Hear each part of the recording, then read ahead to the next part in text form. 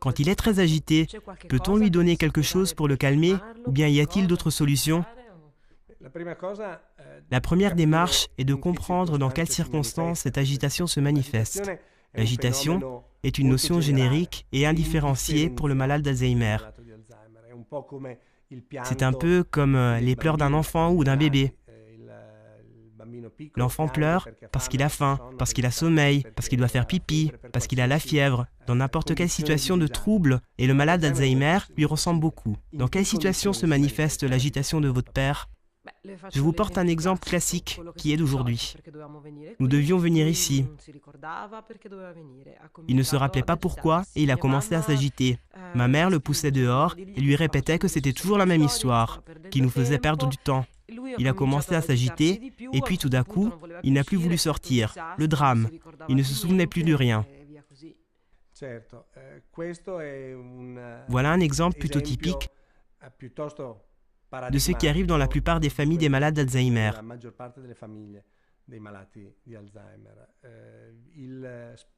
Souvent, l'époux n'a pas intériorisé jusqu'au fond. Il n'a pas complètement accepté la maladie. Il n'accepte pas que le patient ne fasse plus des activités qu'il faisait avant, comme par exemple sortir faire des courses. Votre père ne veut pas sortir avec votre mère, car il a des difficultés. Le bruit du supermarché ne fait qu'accroître sa confusion, son anxiété, son angoisse. C'est pourquoi il essaie d'éviter cette situation.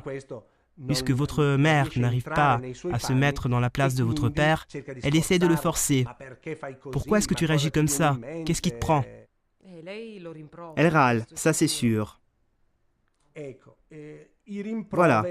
Généralement, les reproches produisent l'effet inverse.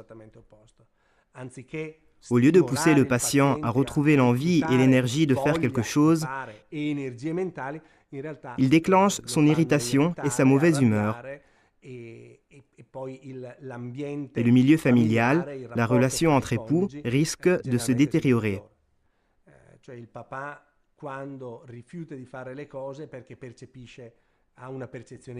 Votre père refuse de faire quoi que ce soit parce qu'il ressent un sentiment d'incapacité.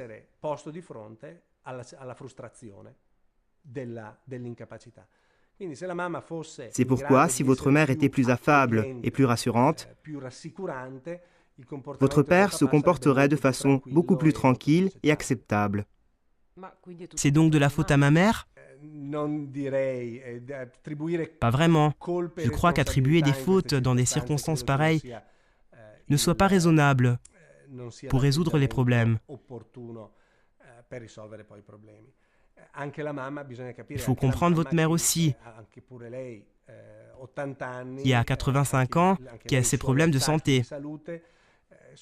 Cela fait 50 ans qu'elle est habituée à un certain type de relation avec votre père. Et croire qu'elle puisse le modifier en quelques mois, ou même en 1 ou 2 ans, c'est vraiment trop lui demander. Votre mère a besoin d'aide, elle aussi, pour pouvoir comprendre ce qui arrive à votre père. Et pour pouvoir l'accepter, car l'acceptation passe forcément par la compréhension.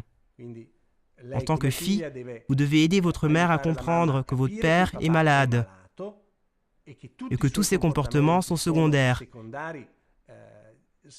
qu'ils dérivent et découlent directement de la maladie. Il s'agit de l'accompagner dans un processus d'acceptation qui la portera à adopter un comportement plus tranquille, plus rassurant et accommodant envers votre père.